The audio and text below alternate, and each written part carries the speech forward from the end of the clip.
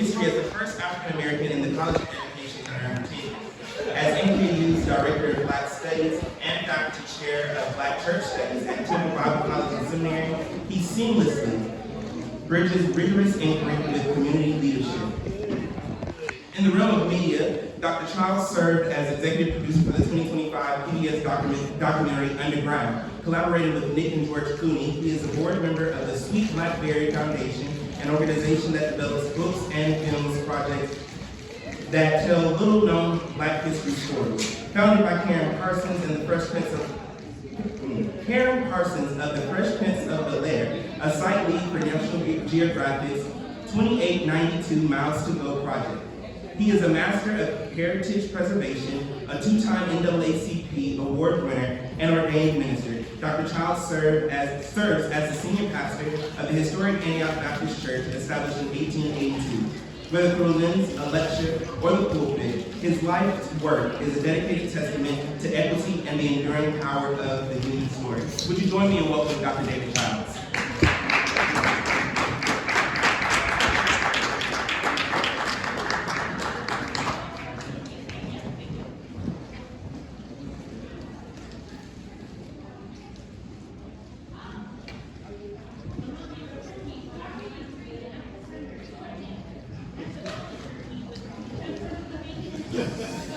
Welcome, everyone. Can y'all hear me okay? All right. Well, my work stands at the intersection of race, religion, and history. And so, I teach in Kentucky, I preach in Ohio, kind of right there on the border. My work is the prophetic. My title today is the Prophetic Fugitive, the Liminality, Mystery, and Modern Legacy of Enslaved Clergy in the Underground Railroad and Antebellum Freedom Movement. This work comes out of my upbringing in a rural Black church and my being a third generation preacher. When I was 2 years old, we attended a rural Black church in Ohio. And in the midst of a church service, I had a high fever and I died in the middle of the service. Life left my body. And this is the story that was told to me. And there was an old country preacher, a pastor, who had a 7th grade education. He was a man of faith. He was a theologian in his own right. My mother took me up to the pulpit as he was preaching and handed my limp body to the pastor and sang a prayer for me. And life came back into my body. Hallelujah. About 2 years ago, I was invited to give a talk at a Black History service. And the pastor was in the room when that happened to me. And I had forgotten that happened. My siblings used to tell me it happened, and my brother would say, what was it like to die? You know, it was something I grew up hearing, but then it left me. I hadn't heard the story, my mother always told me, but I hadn't heard the story in 20 years. And the pastor of that church, he said, you guys know who this is? That this is the child that died in the circle. That was actually his father, that was the pastor, and he went on to be with the Lord. This is the young man that passed away in the service, and the Lord brought him back. He said God brought him back. Of course, I was in tears that God brought him back for such a time as this, for the work that we're doing now, for the work that we're all doing. So I'd like to tell that story just to give you a background of the shoulders that we stand on. You see an image of Sarah Fawcett Her dates are 1826 to 1906. She's an abolitionist, clergy, entrepreneur. I want to talk a little bit about her later because my historical research the research that I do has to do with her and her husband. Can you do me a favor, Reverend? When I get to the 20-minute mark or something, give me a thumbs up, because I do not have my phone. My phone is right there recording this, so just let me know. Pull my coattail out of this side. Okay, so I'll get into this here. Reverend Rosa B. Childs. Her dates are 1933 to 2017. A prophetic witness. My grandmother, the prophetic witness. Born in 1933 in Greene County, Georgia, my maternal grandmother, the Reverend Rosa B. Childs, spent the first half of her life as a sharecropper, laboring, in her own words, from sun up to sundown. Likely the same region, plantation that our family had been enslaved. Her early life was defined by the grueling work of a rural plantation, an existence born directly from the legacy of slavery and white supremacy. Yet when she migrated north as a middle-aged woman, she carried more than just her belongings. She brought song from that time period. She brought the language of the South, the Black South, a freedom spirit that she refused to quell. Grandma would sing, I woke up this morning with my mind, slave on Jesus. Oh, I woke up this morning with my mind, see what y'all know it. Slave on the Lord. Oh, I woke up this morning with my mind, slave on Jesus. Hallelujah, hallelujah, hallelujah. She was always singing. Grandma sang whatever she did, and she would shout. Like wherever you can get a restaurant, and she just get stirred up. Because she was so excited about what the Lord had done for her. And she sang, just another day. Yeah. That the Lord has kept me. Yeah. Come on. Just another day. That the Lord has kept me. He has kept me from all evil. With my mind, did you say, with my mind?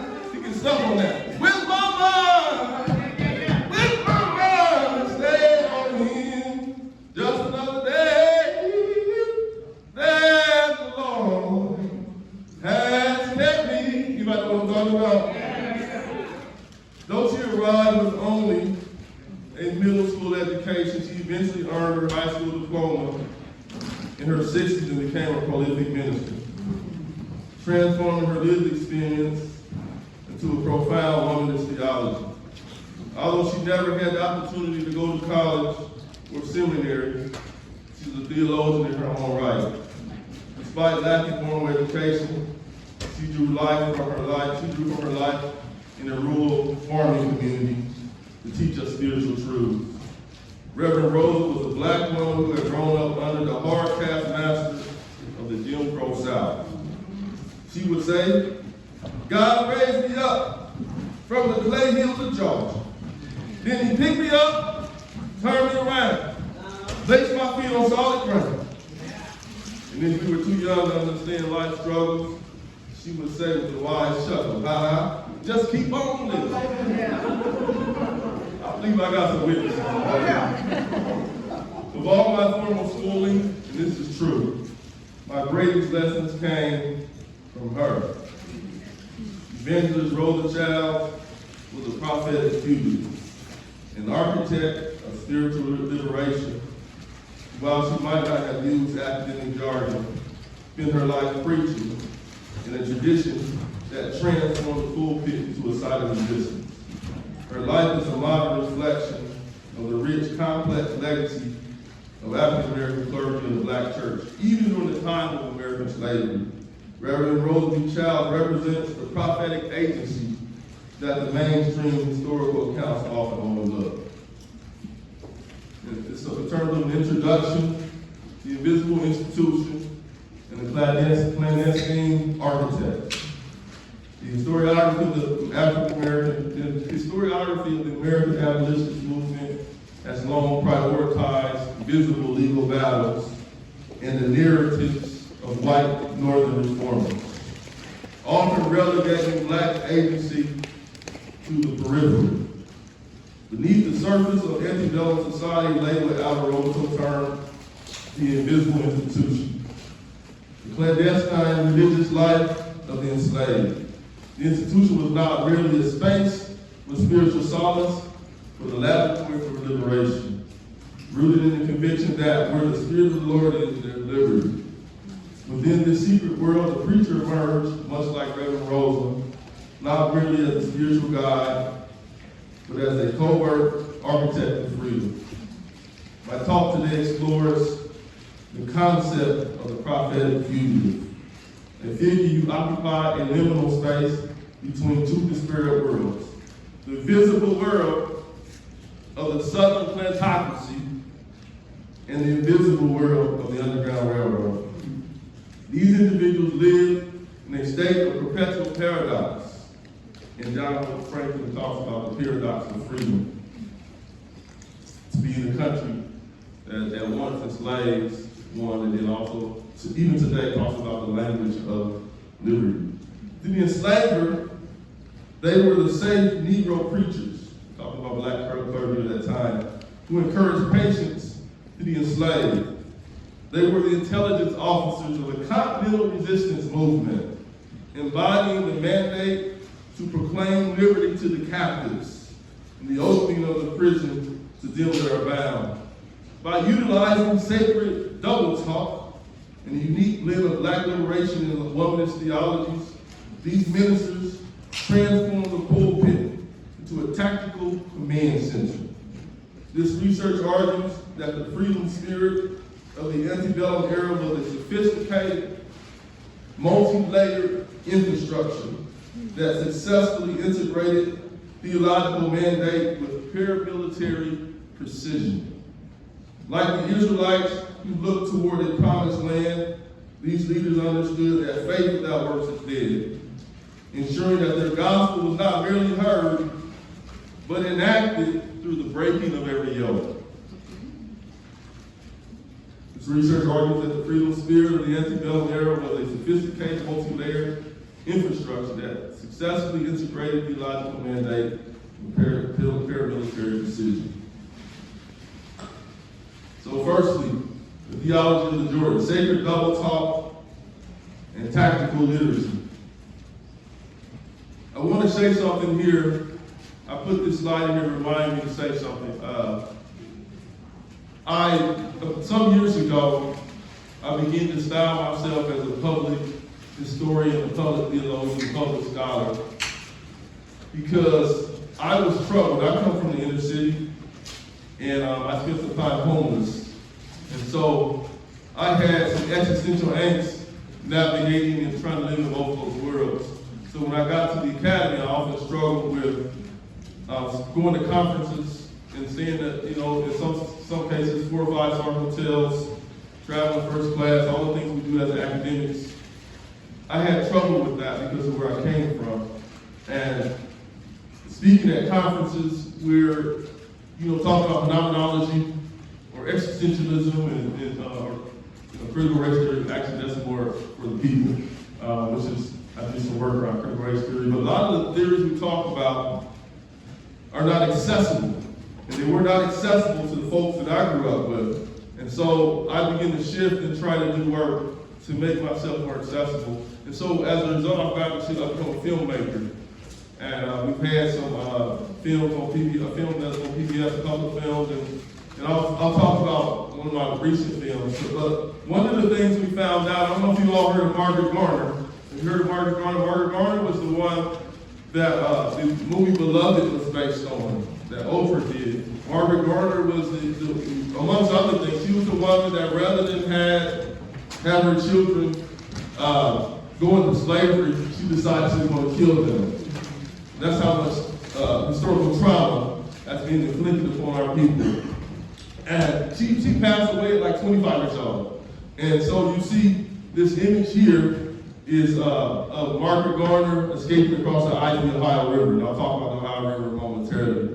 One of the things we did in our documentary work, we found the plantation that she grew up on. We also found the church that she grew up on. And it had never been filmed. In fact, the folks that own the property don't even know the history of it. So white folks that own the property, own that farmland, they don't even know the history. And I called the church there, and I just think that they got the message. And a sweet long senior citizen will call me back and said, "Are you Dr. Charles? I got your phone call. You can come out and bring your cameras in." And I got excited because this work that we're doing around Margaret Garner was breakthrough work. So at any rate, I just wanted to say that. The theology of the Jordan, sacred double talk and tactical liturgy. Margaret Garner is crossing the Ohio River here. For the enslaved clergy, theology was never an abstract exercise or a Sunday morning formality. It was a survival strategy. James Cone's seminal work in Black Theology of Liberation posits that the Black religious experience is rooted in the identification of God as a liberator who stands on the side of the oppressed. In the Antebellum South, this manifested through the meticulous coding of biblical narratives, turning the King James Bible into a manual for subversion. The extant narrative became a tactical map for the dispossessed. When the preacher spoke of the Jordan River, the congregation understood it was a celestial metaphor. It was not, a celestial metaphor, but a reference to the Ohio River, the geographical boundary between a slave state and a free state, Kentucky, Ohio, between the Egypt of the South and the Canaan of the North. As Augustine Turley notes in the Gospel of Freedom, Black evangelicals utilized the hymns of the church as an advanced signaling system. These spirituals served as sophisticated vessels for encoded intelligence, masking complex geographical and logistical data beneath a layer of religious allegory. According to the testimony of Adeline Cunningham in the WPA slave narrative at the Library of Congress, the spiritual still away home, meant that a religious meeting or a secret gathering in the bottoms of the wood swamp was scheduled for that night. She says that in the slave narratives. She wrote that 1937 to 1938. Furthermore, when Black ministers preached that the Son shall make you free indeed, they not only meant free in the spiritual sense, but of freedom from the oppressive system of slavery. Amen. The pulpit functioned as a tactical liturgy. While the plantation owner might hear a sermon on the virtues of honesty, the enslaved audience was hearing an update on the security of the local stations. This linguistic duality allowed the invisible institution to operate within the very heart of the enemy's camp, turning the master's religion against the master's economy. Turning the master's religion against the master's economy. Now I'm both a preacher and a professor, so I'm going to try to hurry along. You know what that means. Okay, this gets into some of more deeper of my historical research. Borderland apostles, the Fawcett's, and the Ohio River Valley. I got some interesting information I think that you'll be interested in. I haven't talked much about this publicly. Reverend Peter Fawcett, his dates are 1815 to 1901, and then Sarah Fawcett, her dates are 1826 to 1906. The Fawcett's ministry was a dual threat to the slaveocracy.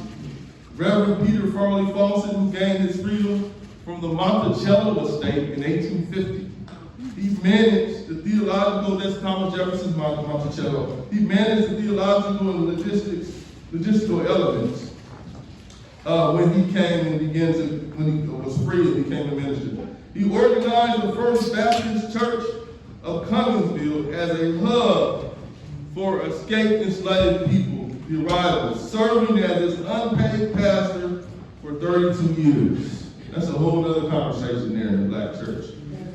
However, the movement's success relied equally, if not more, on his wife, Sarah Marion Walker Fawcett, who's also a minister, whose work highlights what Dr. Stacy Floyd Thomas calls womanist practices, which she's still doing. I know, yeah, okay, awesome. A method that centers the lived experiences and survival strategies of black women.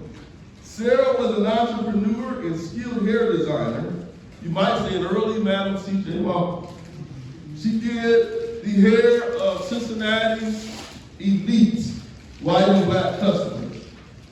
Her high standing in these white domestic spaces allowed her to gather critical intelligence regarding local law enforcement and slave catching parties. This intelligence was then funneled through the church network and her collaboration with Levi Coffin to ensure the safe passage of fugitives. The Fawcett's demonstrate the mystery of the movement, the ability to remain in plain sight, I love this part, while dismantling the system. That's what we need. We should do that. Just keep remain, especially here at Harvard, remain in plain sight, dismantle the system. I'm getting everybody in trouble now. That's exciting. Yeah, listen, that's what's going on. I appreciate the organizers and everything. I'm excited to be here.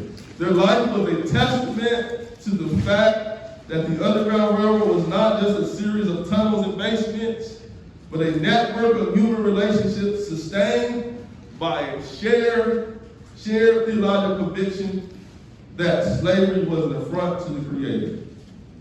This is a write-up here that talks about Fawcett being an enslaved, former enslaved man for Thomas Jefferson.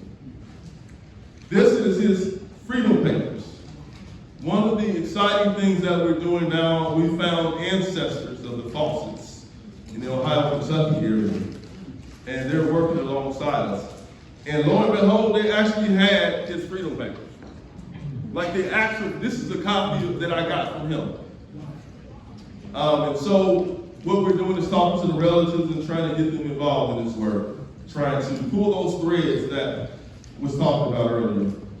This is the film that we've just completed. It's an animated series, a short animated series we did with National Geographic and a producer from Netflix. And the film's not out, we've just been doing private screenings, but we wanted to highlight the Fawcetts.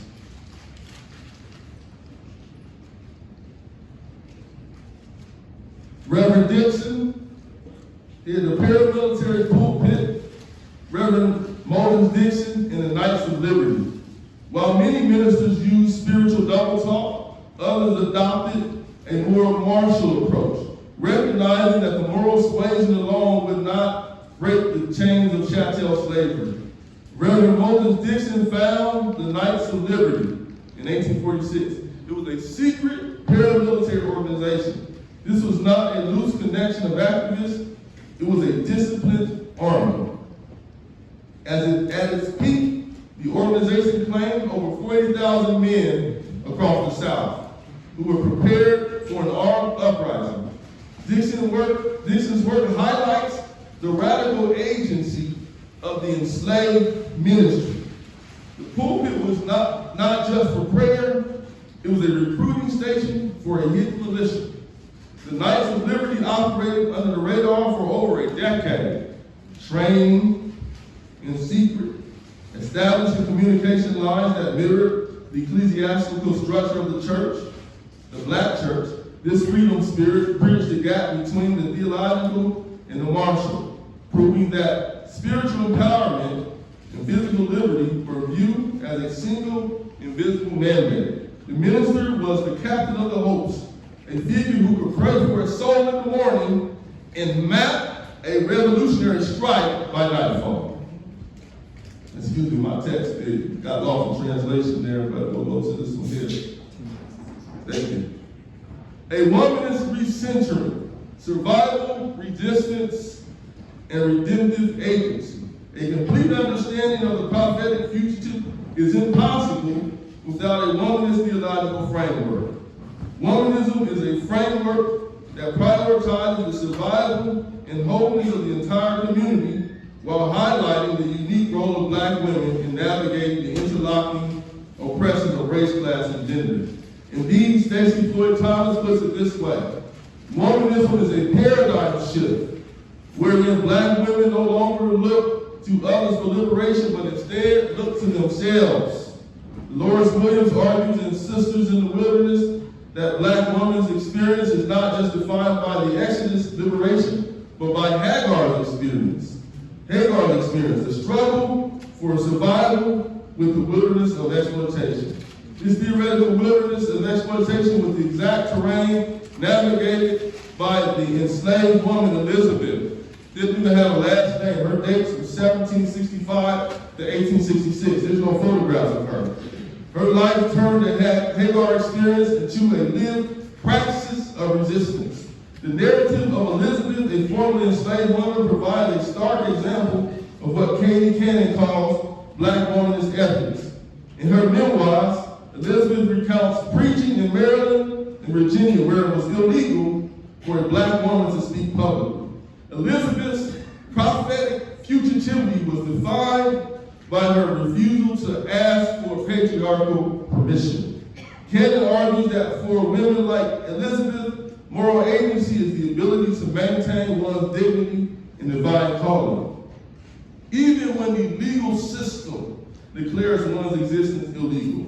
Elizabeth claimed a, quote, commission from the Almighty, addressing the spiritual and physical survival of her people.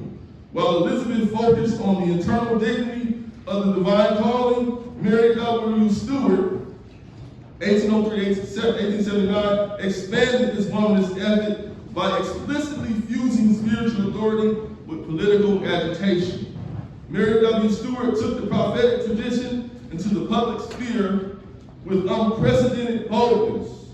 As the first American woman to give public speeches to mixed audiences or quote-unquote promiscuous audiences, she utilized what Emil Towns described as womanist counter-narrative.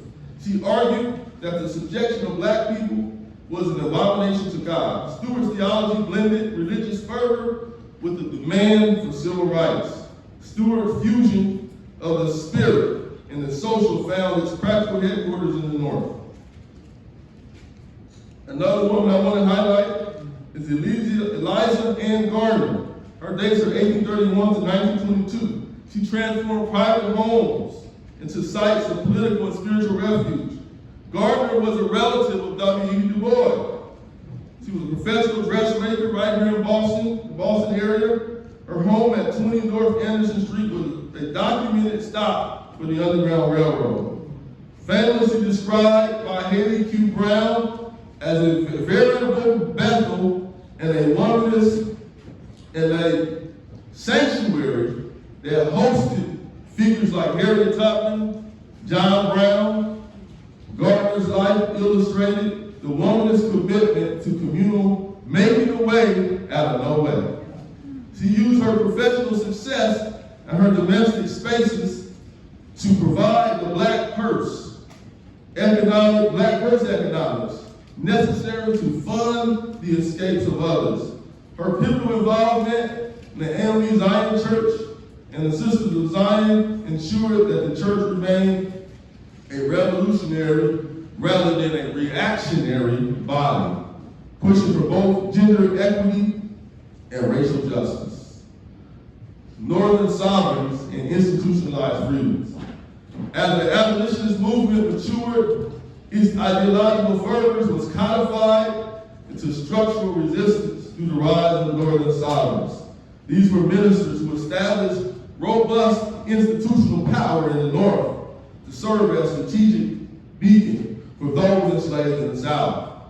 Figures such as Bishop Jermaine Logan and Reverend Stephen Smith effectively transformed the black church into a quasi-state entity capable of providing the social services and legal protection denied to black Americans by the federal government. The ordination of Julia Foote as a deacon in the AME Zion Church served as a formal recognition that the prophetic spirit was a communal gift rather than a gendered one. Such inclusion aligns with the framework of womanist justice. And let me say this as I begin to close. Turn that corner here. The modern legacy from the Underground Railroad to the New Jim Crow. The transition from 19th century institutional building to contemporary social critique reveals that the resistance of the enslaved clergy remains a foundational tactical framework for the modern black church. Just as the northern sovereigns navigated a legal landscape designed to dehumanize, modern faith leaders must confront what Michelle Alexander characterizes as the New Jim Crow, a system of mass incarceration that functions as a contemporary mechanism of social control.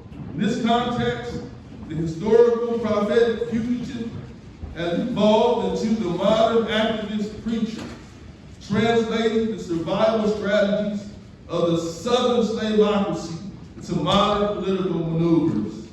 The clandestine networks and the sacred double talk once used to bypass slave catchers are mirrored in current ecclesiastical efforts to combat voter suppression and provide sanctuary for the undocumented.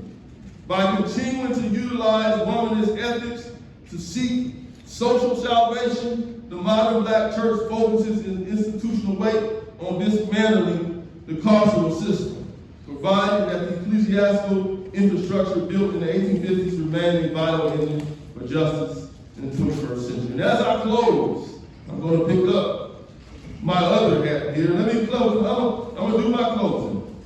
Let us be clear. The theological and institutional foundations laid by those northern sovereigns were never meant to be mere museum pieces.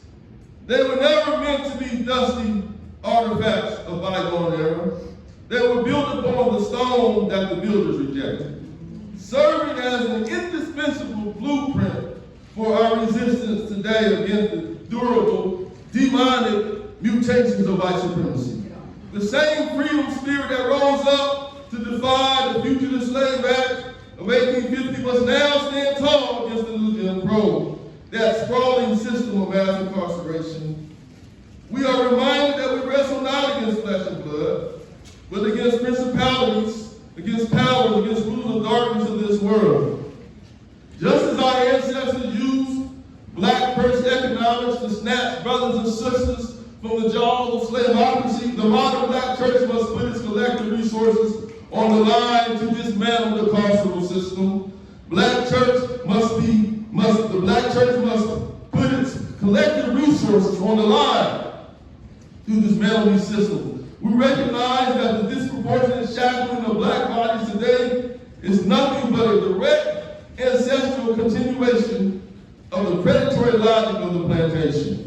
We must continue to follow the mandate to proclaim liberty to the captives and the opening of the prisons to those that are bound. And let the record show the sacred double talk and the clandestine networks of the Underground Railroad have found their modern fire in our fight against voter suppression. While the powers of this world seek to disenfranchise the marginalized, the black church remains a site of prophetic fugitive activism. And as I close, brother, transforming the pulpit into a command center for the preservation of our democracy and moving beyond that. We refuse to grow weary in well-doing, for we know that in due season we shall reap if we faint not. But we cannot speak of justice without speaking of the intersectional oppressions weighing heavy on black women, as we heard so eloquently today. The legacy of Julia Foote and the womanist justice heralded by Emil Towns remain the heartbeat of this movement. We know all too well that the black female body continues to be the primary site of state-sanctioned violence and cold medical neglect. By centering womanist ethics, we declare that social salvation is not some lofty abstract theory. It is a tangible, holy commitment to stand alongside our sisters in the fight against racial and gender violence. We find our strength in the promise that the Lord executes righteousness and justice for all who are oppressed. Church, the institutionalized freedom built in the 19th century is the very bedrock upon which we stand as we build our movements for abolition ethics today. Our struggle for sovereignty is not a moment, it is a continuous, sanctified, generational project. Thank you.